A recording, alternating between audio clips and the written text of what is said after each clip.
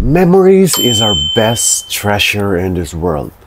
Kaya kung minsan napapaisip ka kung ano nga ba minsan yung mga naaalala ng lalaki sa'yo after nyo magkita or after nyo magsama. It's either lumabas kayo for a date or maybe nagkita lang kayo or boyfriend mo na siya at nagkahiwalay lang kayo sa landas ninyo kasi hindi pa kayo magkasama sa bahay. Ano kaya yung mga naaalala niya sa'yo? So ngayong araw ay napag-uusapan natin. Kaya kung bago ka pa lang dito sa aking channel ay please do not forget to subscribe to my channel, of course. At kung magugustuhan mo nga itong video natin, maya-maya i-like mo pag nagustuhan mo. Pag nagustuhan mo lang naman. And also, do not forget to turn on your notification bell para maging updated ka sa mga na-upload nating videos every week. And also, ayan, meron tayo nga ulit segment sa Instagram at bumabawas, dumadagdag ng konti, bumabawas. Ewan ko, nawawala yata kasi kind of dummy. Mag-follow pa kayo ng maraming account kasi sa Instagram. Wag lang ako. I-follow nyo pa ako sa Instagram para maumpisahan na nga natin talaga tong Imamay Day kita kasi ang case nga ngayon ay dumadagdag tapos bumabawas yung mga followers. Ewan ko kasi, isipin kasi bot, parang robot account binubura kasi automatic ng IG yan. So yeah, so kung gusto niyo po ako i-follow sa Instagram, may mga videos rin po tayo doon na ibang-iba kumpara dito sa ating YouTube video. Ayan po, nasa ibaba yung see more, click nyo po yan, tapos makikita nyo po yung link ko dyan ng Instagram, follow nyo po ako. Yeah, and also, para makita nyo rin yung personal life ko dito sa South Korea. And also, maya-maya sa kalagitnaan nga po ng video natin ay meron tayong shoutout section. Na-mention ko na ba yun? Yeah, may shoutout section tayo kung saan babatiin natin ang mahal nating mga subscribers na nagpapa-shoutout since last week. So, yeah, without no further ado, let's go to our main topic for today. Mga naaalala ng lalaki sa'yo sa tuwing hindi na kayo magkasama. Number one is yung last compliment mo sa kanya.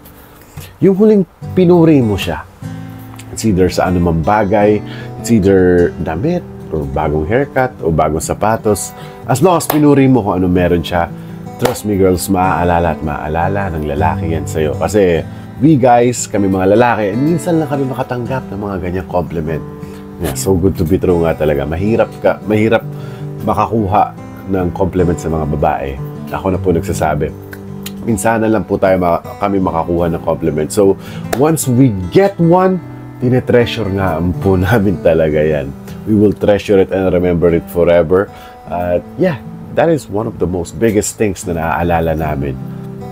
Lalo-lalo na sa mga partners namin or sa mga taong gusto namin kapag kinompliment kami. Kasi, yeah, as I said nga, kakaunti lang yung natatanggap namin buong buhay namin. Hindi kagaya sa inyo mga babae na nananawa na kayo sabihan na maganda kayo. Sanay na kayo dyan. Miss, ganda mo naman. Pengen number mo. But kami mga lalaki is minsanan lang makatanggap ng mga ganyan. So once we got it, we will treasure that. At yan ang maaalala namin pagkatapos ng pagkikita natin. Up next is yung medyo magulo. Medyo madumi. Ang huling talik ninyo. Yeah, maaalala at maaalala niya nga talaga ang pinakahuling talik ninyo kasi as I said, sabihin natin parang libreng porno, di ba? Libreng porno na yung napanood niya. So tatatak sa utak niya. Lalo na kung gustong-gusto ko ng lalaki na yan, he will remember everything that you've done dyan sa kama. Trust me on that one.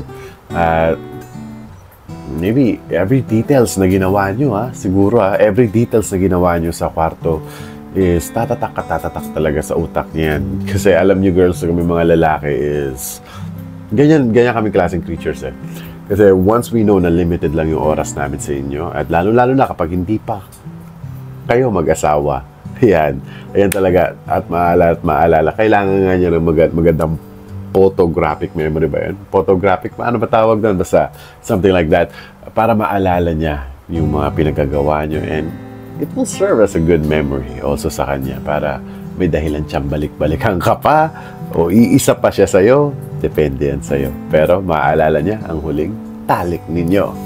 Before we move on sa ating mga topic, ay babatiin muna natin ang ating mga mahal na subscribers na nagpapa-shoutout since last week, na sila Sherilyn Sereno ng Riyadh, hello.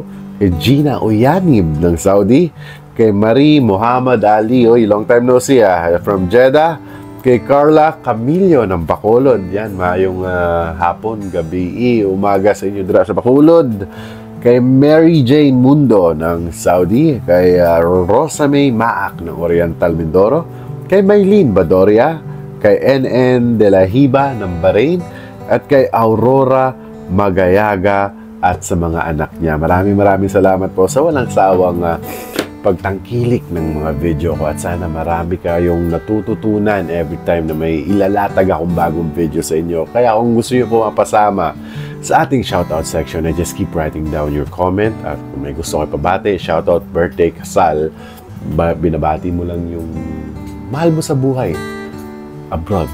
Yan, batiin mo rin yan. Or kung gusto nyo lang marinig yung pangalan ninyo, welcome na welcome po. At also, paramihin nyo, mga 10 pa sa Instagram ko. I-click nyo nga po yung see more, or panoorin nyo rin yung mga video ko. I-like nyo rin yung mga video ko doon para tumaas din tayo, para makilala rin tayo sa larangan sa Instagram na nag-a-advise. English po yung mga ina-advise natin din doon. Hindi naman siya advice, pero parang mga thoughts, mga ganun. Mga thoughts lang siya, mga inspirational quotes, para mga ganun. So, follow me on Instagram, and let's go back to our topic. Mga naaalala ng lalaki sa'yo tuwing hindi na kayo magkasama, or kung naghiwalay na yung landas nyo. Hindi pa hiwalay yan Up next is yung ngiti mo. Your smile. That beautiful smile. Of course, kasi alam nyo girls, lalong-lalo na kapag ikaw yung love of my life ng lalaki na yan, ang maaalala niya talaga sa'yo is yung maganda mong ngiti. Na hindi nyo kasi alam siguro girls kung gaano nyo nabibigyan ng impact kami mga lalaki kapag giningitian nyo kami, lalong-lalo na kung killer smile yung mga datingan, di ba?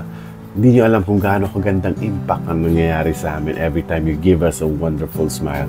Hindi nyo siguro alam na natatanggal din ang mga problema namin. Nakakalimutan, or let's say, nakakalimutan namin mga problems namin every time na, makikipag-smile ka sa amin. Or either malungkot kami, or yung mga pinagdadaanan kami, just give us a smile.